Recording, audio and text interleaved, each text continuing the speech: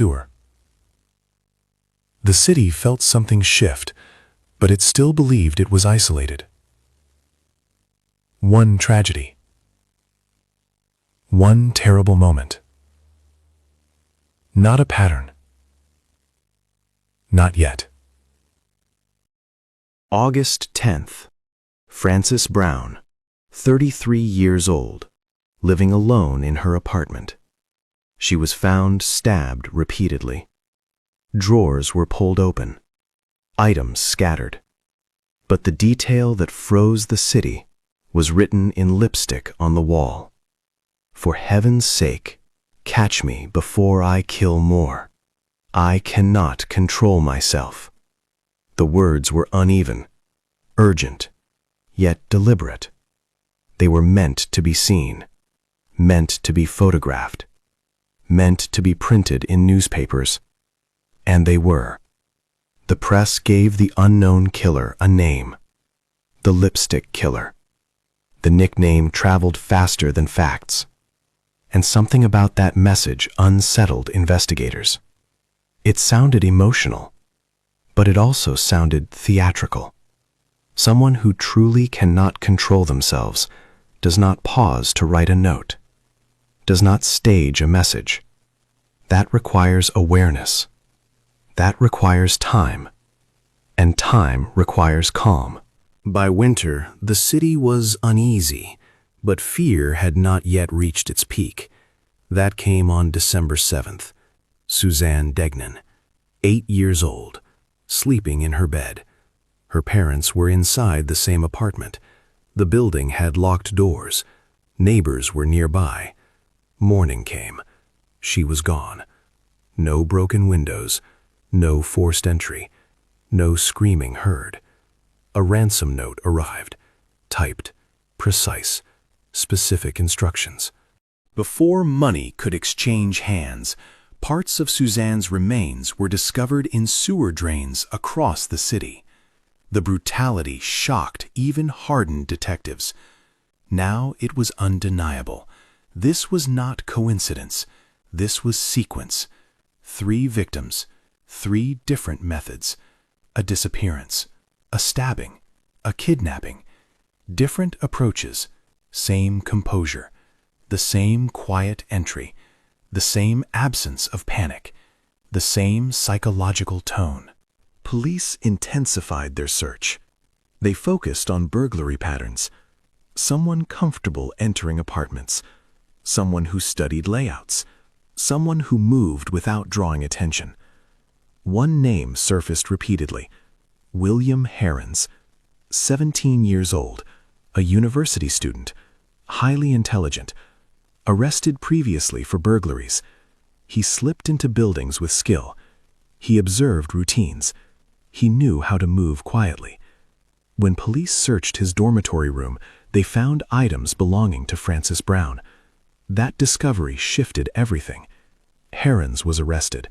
Interrogated for days, long sessions, little rest, pressure mounted. Eventually he confessed. He provided details, signed statements. The city exhaled. The narrative felt complete. The monster had a face, young, brilliant, disturbed. But certainty began to fracture. Heirens later claimed coercion. He described harsh interrogations, physical pressure, threats. Handwriting experts struggled to conclusively match him to the lipstick message. Fingerprints recovered from the Degnan apartment did not definitively match him. Some prints remained unidentified, inside a child's bedroom. That detail still echoes, because in 1946, forensic science was limited. No DNA, no digital databases. Public fear demanded resolution. And resolution often arrives in the form of confession. Heirens pleaded guilty to avoid execution. He received multiple life sentences. Case closed. Officially, but not psychologically. Over the decades, journalists revisited the evidence. Legal experts questioned interrogation methods of the 1940s. False confessions were not unheard of, especially under extreme pressure. Heirens admitted to burglaries. He did not deny theft, but he maintained he did not commit murder. Supporters argued inconsistencies existed in his confessions. Critics argued only the killer could describe certain details. Both sides presented compelling arguments. Neither side erased doubt. Heirens spent more than 60 years in prison. He died in 2012, still claiming innocence. If he was guilty, then the city caught its killer early. If he was innocent, then someone else disappeared back into ordinary life. And that possibility is chilling, because the true horror may not be the violence, it may be the calm afterward. Return to the pattern. Quiet entries, no forced access, minimal noise. That suggests familiarity, knowledge of buildings, knowledge of timing, knowledge of routine. The Degnan apartment showed no signs of struggle near the entrance. Was the door unlocked? Did someone have a key? Or did the intruder possess extraordinary confidence? Confidence implies experience. Experience implies repetition. If one person committed all three crimes, the escalation is visible. From adult to adult, from adult to child, from hidden to communicative. But the methods vary significantly. Some criminologists believe multiple offenders may have been involved. Others argue a single evolving personality fits the timeline. Without DNA confirmation, the debate remains open, and open cases create mental space, space where doubt lives. After 1946, Chicago changed. Parents checked on children twice at night. Apartment managers replaced locks. Strangers were watched longer in hallways. Trust became conditional. Fear does not always shout. Sometimes it settles quietly. Like dust, it stays, even when headlines fade. Read the lipstick message again in your mind. For heaven's sake, catch me before I kill more. It sounds unstable, but it also sounds aware of audience, aware of police, aware of press. That level of self-awareness suggests calculation, and calculation suggests control. If someone truly felt out of control, why request capture? Why narrate? Why sign the act? That contradiction remains unresolved. Modern forensic science might have clarified everything. DNA extraction from preserved evidence could answer questions, but time complicates preservation. Evidence degrades, records vanish, memories fade. What remains are transcripts, photographs, typed reports, and silence between them. There is one detail many overlook. The calm existed across all three crimes. Not just in execution, but in aftermath. No frantic behavior, no sloppy mistakes visible at the scenes. That consistency is rare, especially across different crime types, which raises a final question. Was the calm genuine, or was it constructed? If constructed, it implies planning beyond impulse, beyond rage, beyond panic. And that level of planning is deeply unsettling, because it suggests someone capable of blending seamlessly, someone ordinary on the surface, someone who returned to daily life without tremor. Walk through modern Chicago today. Crowded streets, busy trains, bright skyline. Few people remember the winter of 1946. Few think about the nurse who never returned, the woman who found a message on her wall, the child who disappeared while her parents slept feet away. History absorbs tragedy, but unresolved questions never fully dissolve. They hover, quiet, like the calm in those apartments. We want endings, clear conclusions. Instead, this case offers ambiguity, a confession, a recantation, evidence, contradictions, and an absence of final proof. The lipstick killer, a name born from ink and fear. But perhaps the true defining feature was not the lipstick, not the ransom note, not even the suspect. It was the stillness, the patience, the quiet precision. And once you notice that calm, you realize something unsettling. The most dangerous presence in a room is not always the loudest one. Sometimes it is the one moving silently. But there is something investigators rarely spoke about publicly: the geography. All three crime scenes sat within reachable distance of each other, not random neighborhoods, not scattered across the city. They formed a loose triangle, close enough for familiarity, far enough to avoid immediate connection. Someone knew those streets, knew the lighting, knew which hallways echoed, knew which staircases creaked. Criminal behavior often reveals territory, comfort zones, movement patterns. If this was one offender, he was operating inside a map he understood intimately. And people do not casually understand apartment layouts. They study them, or they live among them. No forced entry, no shattered lock. The door was intact. Some detectives quietly believed the killer may have knocked, may have spoken softly, may have presented himself as someone harmless, a maintenance worker, a neighbor. Authority lowers defenses. Children trust uniforms. He relied on perception, and perception is far more powerful. It was typed, not handwritten. That eliminates immediate handwriting comparison.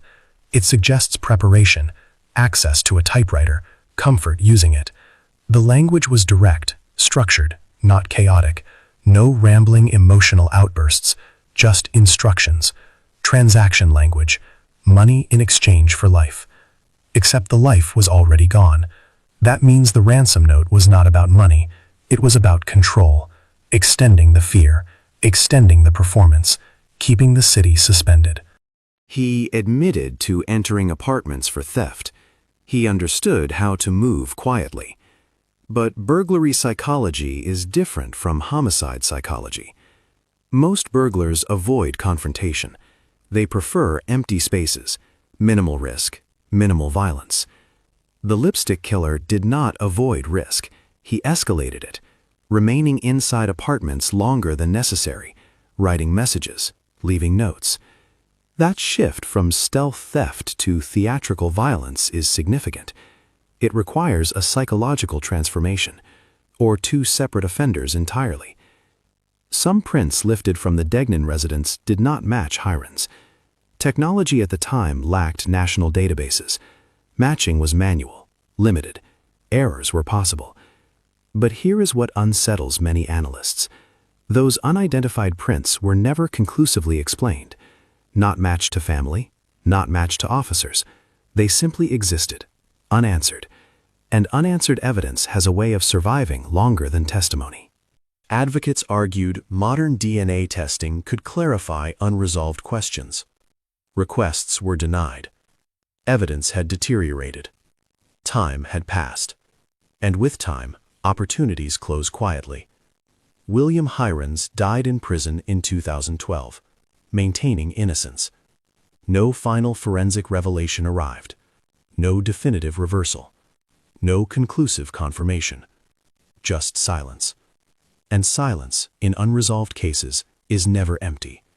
It carries weight.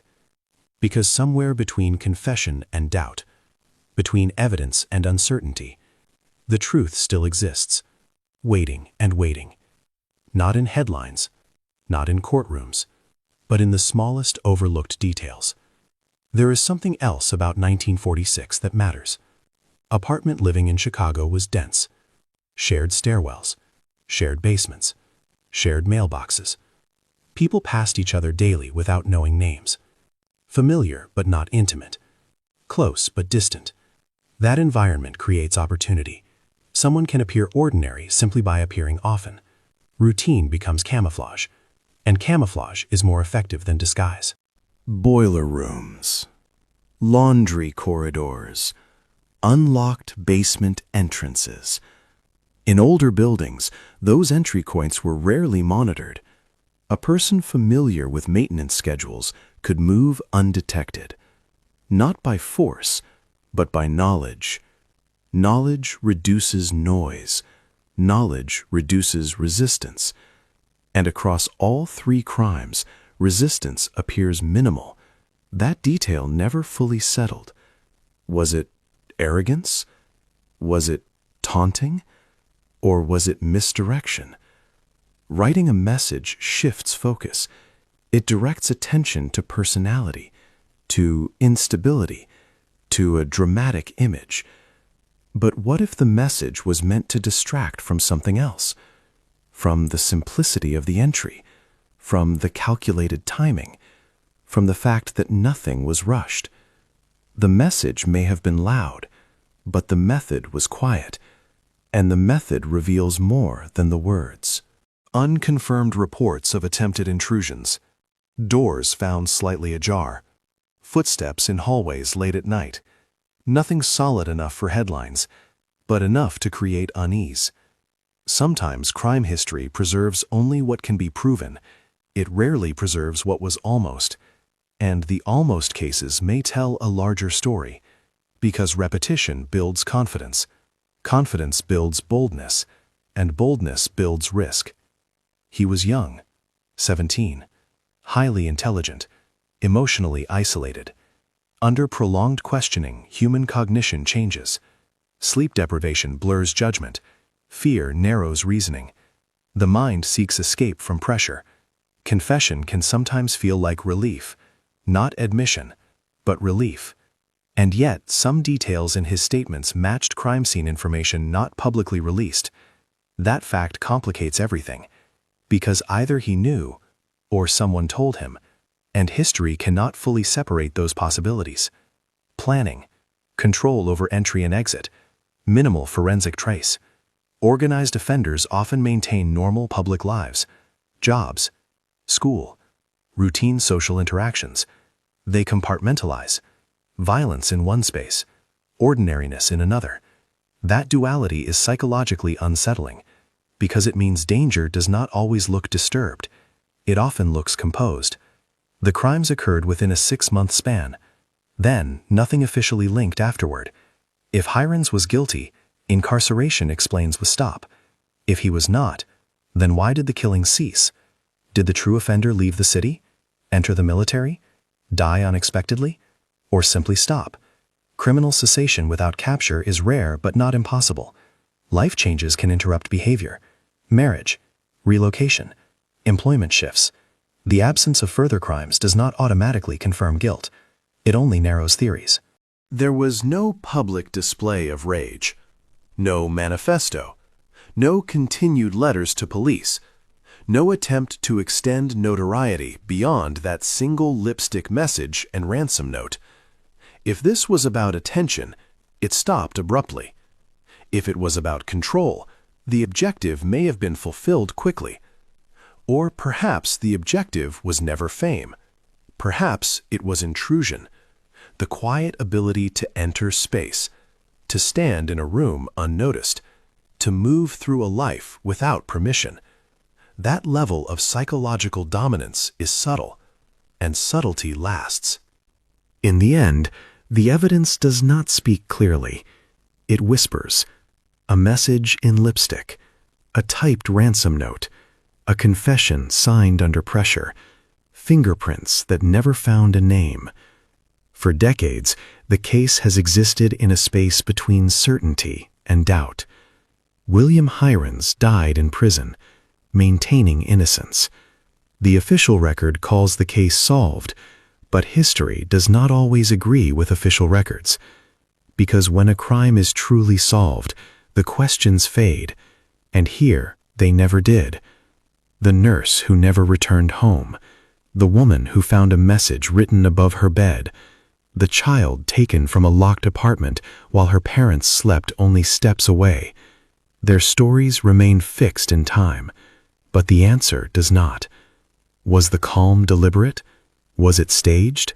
Was it the mark of one evolving mind, or the shadow of someone who was never identified? That uncertainty is what endures, not the nickname, not the headlines, but the quiet space where doubt lives. And maybe that is the real legacy of this case, a reminder that sometimes justice feels complete, but truth remains unfinished. And somewhere in the silence between confession and certainty, the real story still waits.